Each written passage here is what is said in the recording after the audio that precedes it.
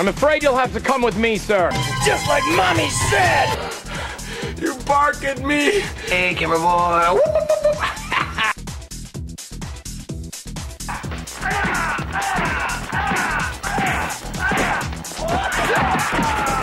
Look, Strawberry's had that thing on for 8 consecutive years. What makes you think he's gonna take it off now? Oh, but no one ever said it was successful. Dr. Ocula? Ooh, scary stuff. Dracula. Dr. Ocula. Shut your pile! All those modern bodies, stunning. Steve Nakota, who are you? He makes the wrong move in that metal shop. I'll knock him into tomorrow. Hey, it's Joel Wynkoop Show. We are coming to you from Frankie's. Woo! The gourmet of fast food. Right here at...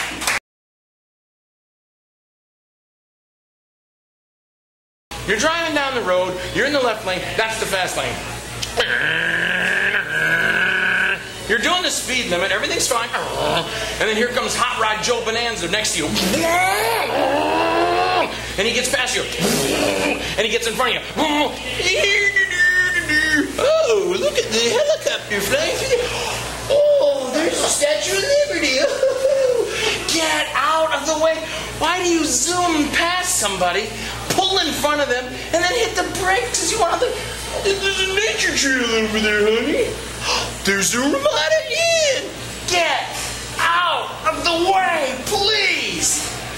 We'll be right back on the Joel Wynkoop Show. Woo-hoo. We're going to meet my wife, Cathy Wynkoop, here on the Joel Wynkoop Show.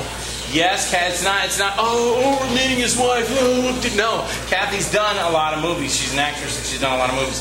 So we're going to talk with her right after that.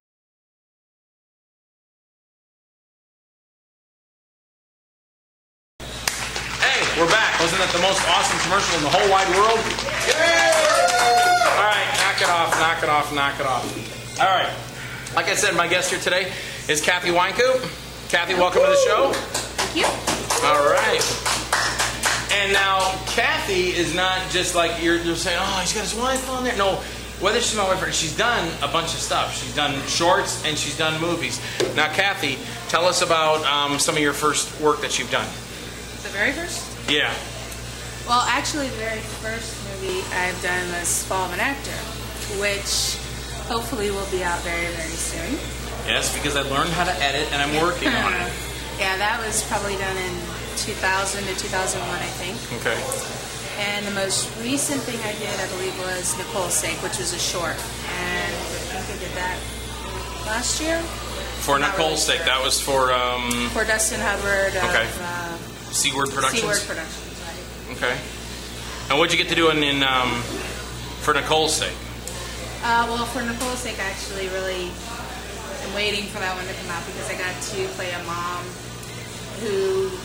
Again, filmmakers, movie makers, finish your projects! Yeah. Sorry. Who loses... Well, I lose my daughter, and don't want to give too much away, but it's... I liked it better than some of the other things I've done where I was just a girlfriend or the wife or an aide or detective or police. And I got to break 2 vases, which I highly recommend.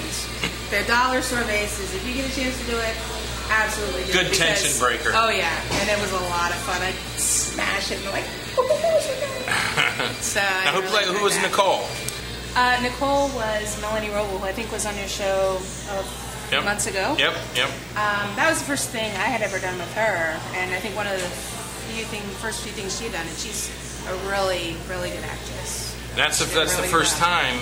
That is the first time I sat around on a movie set waiting for my wife. It's on Dark Dimensions. My wife was waiting on me for a long time.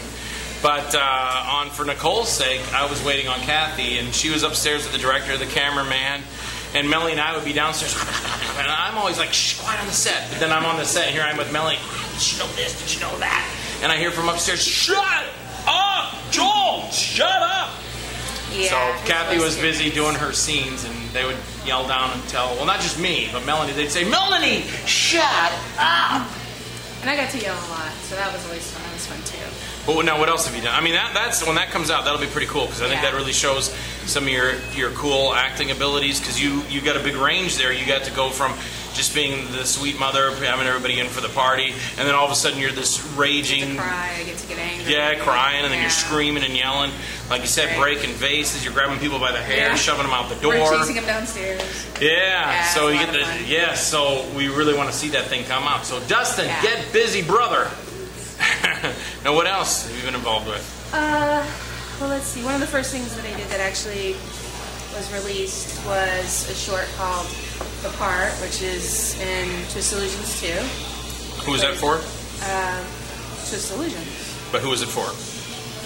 Twist Illusions 2. Okay, I'm trying to get camera one. Why aren't you on me? Oh my God, you're supposed to you should spin that camera. Read my mind. Read my mind. Tim Ritter. Oh, Tim Ritter. Well, he's but you're Twisted Illusions. So, you're right. No, you know. Tim and I are Twisted Illusions. Yes. Did she just do that? What were you doing? Did she just do that? No. Get off. Okay, no, okay. Yes, Twisted Illusions, and we did something I wrote that back in 1984. Mm-hmm. The Part, I actually wrote that then. And I wanted to do it way back then, and we didn't. And here it was so many years later, 2002, whatever. We did The Part, and it was released in Twisted Illusions 2, along with Tim's movie, which was, what was Tim's movie called? Or they were shorts. They were all about a half an hour. What was this called? Tim's was well, we can do the thing. Tapes. It's cool. We can get Twisted Illusions too. I think I have that in a movie review coming up. That's one of the stories in there too. Oh, I cannot remember what that. But then John Bowker's short. I can't remember. Bowker, I am so sorry. Tim, I'm so sorry. I can't. I remember ours. There's a movie, and then you can see it. And see, but that's part of my review, so we can't do that. So let's move on. Sorry. What else? I'm sorry. I was also in Time for Dessert, which is in Before I Die. Okay. Who that was by for? That was for Falcon Video, and I was Mr. Phil Herman out of New York. Rockaway Beach. Sort of a alien vixen creature. I don't want to give anything away. Ah, okay. Yeah, and well, one of the movies that I was. I guess I'm sort of a female lead and film an actor, but that's a whole different thing. But I was also the female lead in The Bite. Ah, The Bite. Let's talk about The Bite. What's The Bite about? It's a vampire movie, kind of a... Oh, I don't really want to say Mad Max, but sort of, apocalyptic. Post-apocalyptic? Post-apocalyptic. Basically, vampires have taken over the world, and Joel's character has to rid the world of all the vampires, and I'm really in flashbacks as his girlfriend / who becomes his wife, and again, I don't know if I should give it. Yeah, I know. We can show a clip from it. You have a clip? You brought a clip from The Bite? Yes, yeah. What? See that? If people want to see the clip from The Bite. Okay. What are you going to set us up with? What is the clip you brought? Well, this is actually when we come back to the apartment after being at on a picnic, and we get some information, and we get back to the apartment, and something happens, which you'll see in the clip. Cool. So. All right, Doug. Roll. Hey, camera one. Roll that clip. Woo-hoo, that was a good one. Now Wanda's gonna yell at me. What are you throwing things at me for? Just because. Roll that clip. The Bite.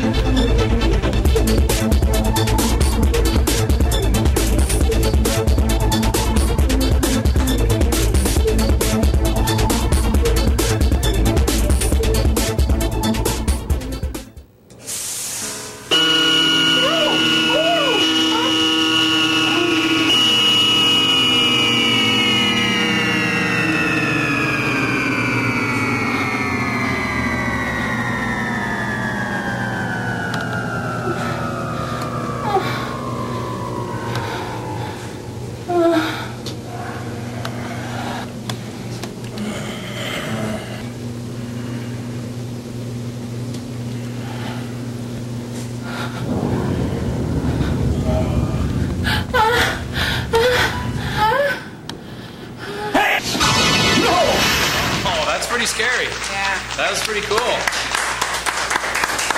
Very nice, very nice. How long did that, now, we worked together on that, obviously. How long did that take us? That's, the whole movie. Whole movie. 8 days. 8 days to shoot. Because I am such an awesome programmer of the movie schedule. It was an awesome. And it is done. Yeah.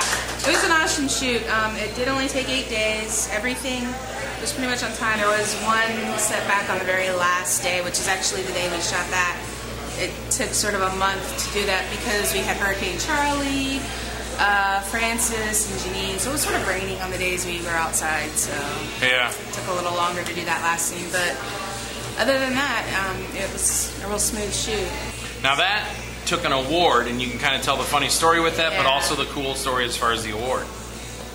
I know the cool story about the award. I'm not sure. Oh, the funny story. Yeah, Sorry. the cool and the It did. camera one. Are you reading my thoughts? Thank you, audience member. Yes. I forgot what I was going to say, but go. Yeah, tell us the story. We did win a Crystal Reel Award for The Bite. It was best movie under $625,000. Yeah, which is quite a feat because probably the budget was less than $625. Yeah. Well, it wasn't even that much. There's still a lot of fake blood and water, but you know. Still pretty neat. So yeah, but we won an award and beat out other movies that had a huge budget. So that was cool. I think one of them, I don't even want to say, it was some other guys did a movie, and yeah, we beat theirs out, which was pretty cool. But I think everybody's in this filmmaking experience together. So it's like instead of someone saying, "Oh man, your movie would," it should be all us independent filmmakers should be working together for the same goal, and that is just trying to make your movie and help each other out because there is really no money at this level. I mean, and again, like I've said in past shows, you can wait around for, I'm waiting for $10 million to do my movie. Good. While you're waiting for that $10 million, I'll knock out 25 movies. Exactly. Yeah, but again, nothing wrong with it. If there's some money coming in for it, great. All the best. Exactly. But a lot of these things, there's so many people doing the independent films that it's like a whole ocean full of fish. There's only a few that are getting caught or are being reeled into their new life. And I always say Blair Witch was always one of them because Blair Witch was, anybody could have shot Blair Witch. Right place, right time. Nah, we got to be fair to the Blair Witch guys. Come on, they're all right. So then, The Bite. That was cool. We were over in St. Pete. We shot a lot of that in St. Pete. What else have you done? Well, there was also Always Midnight, and we did the short Killer Arnold, which I kind of like that one because I was trying to do Joel Wynkoop in that movie and be a little crazy and whacked out, so probably did act as a little strange in that one, but I like that one. I like the ending best. But, now, people can see Always Midnight if they go to... actually, that was the whole story. Yeah. Phil wanted us to do a 7-minute short. Right, and which originally was The Bite. Which originally was The Bite. I think it was for After Midnight or... Yeah, and we fleshed it out, and it was 60 minutes. Hey, camera one. And then we flushed it out? No, how about Mr. Wynkoop flushed it out and put his face to the computer? To do with but she kept me going because I'd be like, okay, I'm going to quit now. No, you're not. Keep writing. Keep and writing. So, and I think I helped with making that extra few minutes. Yes, you did. Absolutely. So we had to, so now we're supposed to do this short. And Phil calls me on the phone. Phil, forgive me, sounding like a big-time producer. I got to get someone else then if you're not done with it. Yeah. Okay, thanks. But I was like, you know what? I'll just make this into a feature. So that's what we did. We made The Bite into a feature. And then he goes, well, what about my short? And I go, I'll do you something else for the next one. Yes. And that was Killer Arnold. That he planned on doing a month before our wedding day. Oh, yeah. Yeah, so that was... I'm thinking wedding, cake, flowers, going Yeah. crazy. And he's like, oh, let's make a movie. And I'm like... Yeah. She loved me then. Yeah, She's like, I do. that's better. She's like, honey, now let's sit down because we got to think about the cake. I don't talk like that. And just let me have my fun. It's my show. I get to make up voices and dialogue and stuff and dialects and all that stuff. And here's our wedding invitations. And we have to have these kind of candles. Actually, a month before we had already done the wedding invitations, 2 months before, so I didn't talk about it. Whatever. See, whatever. That could be a rant in its own. Then right in the middle of it, I would go, "We got to do this movie." Oh, that was a bad thing to say. No, it was very cool because I knew when I laid this on her right before the old wedding days that I was like, yeah, it was going to be like, oh. You want to do what? Make a movie? But we knocked it out, didn't we? Yes, we did. We knocked it out. And it was funny because one day you were. It was my bridal shower. Yeah, and one of your girlfriends came over. Came by and told her finds my husband running around with masks on and a camera. This is what he does on his own by himself. Told her, just go there and use our bathroom. The door will be open. She opens up the door and I'm sitting there with this monster mask on going, "Arr!" And she's like, "Ah!" And I take the mask off and I go, what are you doing here? I came to use the bathroom. What the hell are you doing? I had to actually play all the monsters. No actors show. I said, this will not stop me. The actors don't show up. I will be all the actors. I did the old David the Rock Nelson thing. I put the masks on and threw rocks at myself, ran over and got hit in the head by a rock, ran back and threw another rock again. But it got done. And it's out there. It's always midnight. It's called Killer Arnold. Kathy and I also, along with Andrew Dean Venskoy, do the opening in it. And then I did with Warren Madden. I brought him in for the Bronze Princess, which also starred Phil Herman and Nancy Feliciano. Oh my gosh, I almost forgot Nancy's name. Nancy Feliciano. I am so sorry. And was there something else in that, or was that it? Well, there's 2 other shorts, I think. Oh, well, no, there's... I Want to Be a Vampire. There's a total of 5. There's actually Andrew's Revenge. Oh, Andrew's Revenge, which I shot for Andrew D. Venskoy. Yeah, the Bronze Princess. I Want to Be a Vampire. I Want to Be a Vampire. And I'm not sure what that other one was it Bowker did it? I don't remember. I don't think it was Bowker. I think it was, he'll kill me. Somebody we know. Oh, one of my t-shirts, yeah. We know their name. Dude, you're going to kill me. I'm so sorry. But he did... it was a cool short.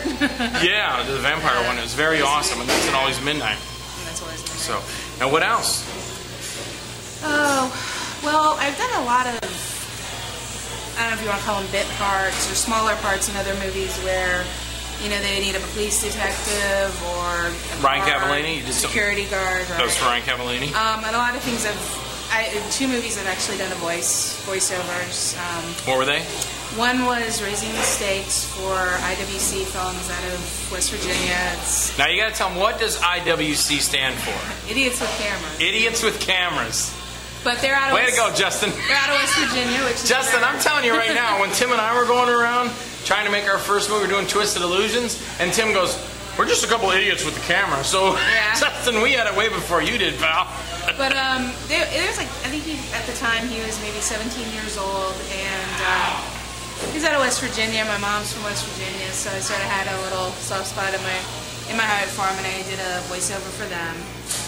And I did a voiceover in Jason McCory's Death Plots. Death Plots, that's right. Because you were Holly Wynnard's mom. Yeah, Julie's mom. Yeah. In that. And I've played security guards, detectives, police officers. You were a detective in Don't Look in the Basement. Yeah. Which was from Ryan Cavallini. You're right. You were a security agent in Into the Woods. Yeah, I was also a security guard in All Wrapped Up in Jaguar's Bite. Yeah. Yep. And I think there was one where I was a reporter or something. I was interviewing Dan Hess. It's one of Ryan's movies. That's right. That was for Aspiring Psychopath. Right. I believe. Gosh, I can't remember all of them. And there's a lot of things I've done that I just know won't come out, like Killer Spring Break Weekend. Yeah, we did. Actually, we were both in that. What was that? Do that again. Do that again. Do that. Thank you.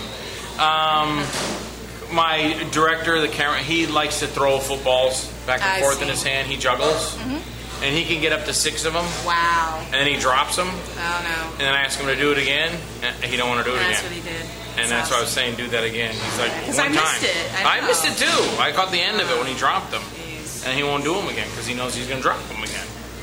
So the bite. Yes. So I would say what, about 24? I know it's a total of 24. Between shorts total, and features. Yeah, like 12 shorts, 12 features. So yeah, some were bigger parts, some were smaller parts. Yeah. Well, that's credit. It's not even smaller parts. It's anything that an actor can do. Whether it's, of course, it's great to have that big, huge starring role. Right. But even if you have a smaller role, make the most of it. Make the most of it. Yeah. Make the best of it. If you have a line that says,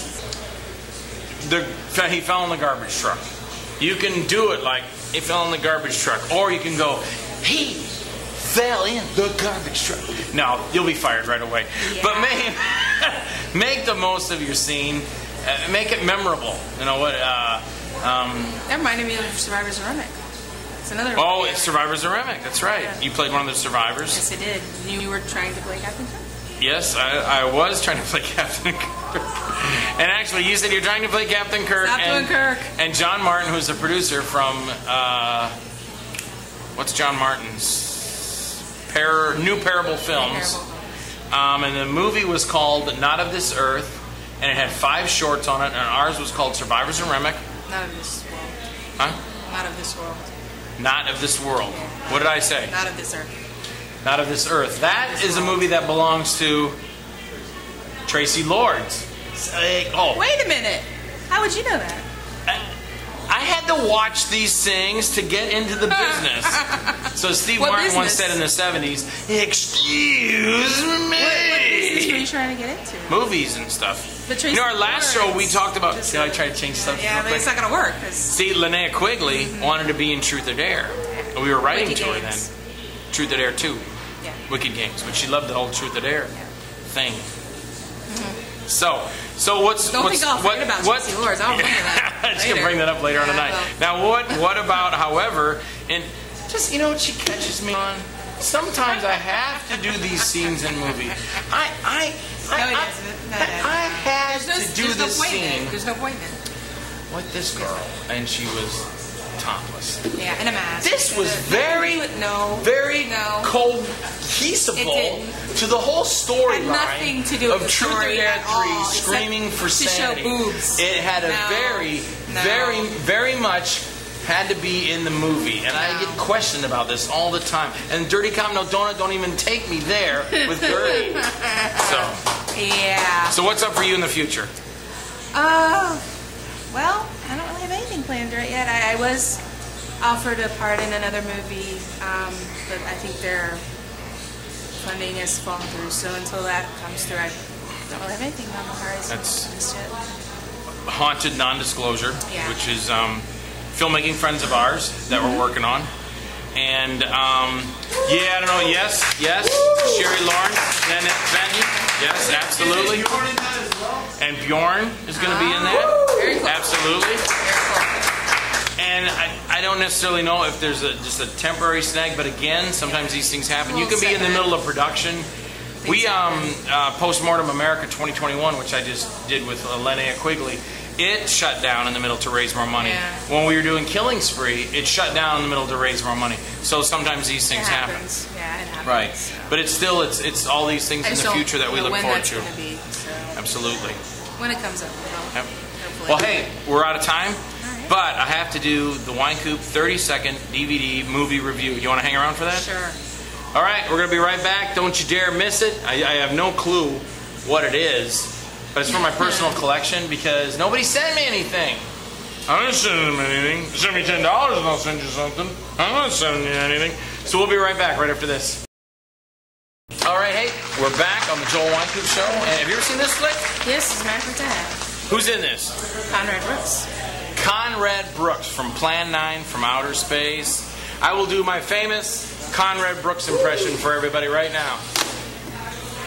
Conrad Brooks. Shake the hand that shook the hand of Bela Lugosi. Conrad, don't you get mad at me. I love you, man. You rule and you're awesome. But that day in the McDonald's, and you made me and Gus Perez clean up all... No, I'm sorry. It wasn't that. We went to McDonald's. It was Garland Hewlett, Gustavo Perez, myself, Conrad Brooks, a couple other people I think were there with us. And, having dinner and everything. And we get all done, and you know how you got wrappers and stuff laying around, and you got cups laying around and wrappers and whatever. So, my dad brought me up better than this. So we start cleaning up, and Conrad's like, Kid, what are you doing? They got people for that. I go, Conrad, I'm not going to leave all this trash on the table. Nah, kid, you get your hands dirty. Just leave it all there. Conrad, I'm not going to do that. So, picking up all the garbage, going over to the trash, and, push it in the trash there. And kid, now you got to go wash your hands. Go wash your hands. So I go, come on, Gus. Dad's telling us we got to go wash our hands. So Gus Perez go on, in the bathroom, wash our hands, come out. I go, Gus, watch this, man. I pick up a piece of paper, I crumble it up, I go over to the garbage can, push open the garbage can lid, put my hand in there, and shove all the garbage down. He goes, kid, you gotta go wash your hands again. Now, Conrad, I love you, man. I am allowed to say that. You can't say anything about me. Anyway, Jan Gel 2. 1 and 2. It's 1 and 2. It's 2 discs, but however, you only see 1. So I was wrong there. But it comes with this cool alpha book. But it has 2 movies on the disc. It has Jan Gel, The Beast from the East, and Jan Gel 2, The Beast from the East Returns, which I'm in as a Parole officer, I think. parole officer. Why, thank you. Thank you very much.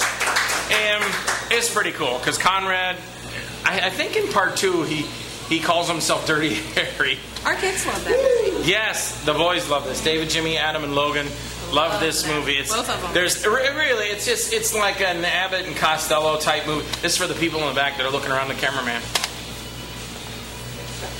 Woo! Everybody see that?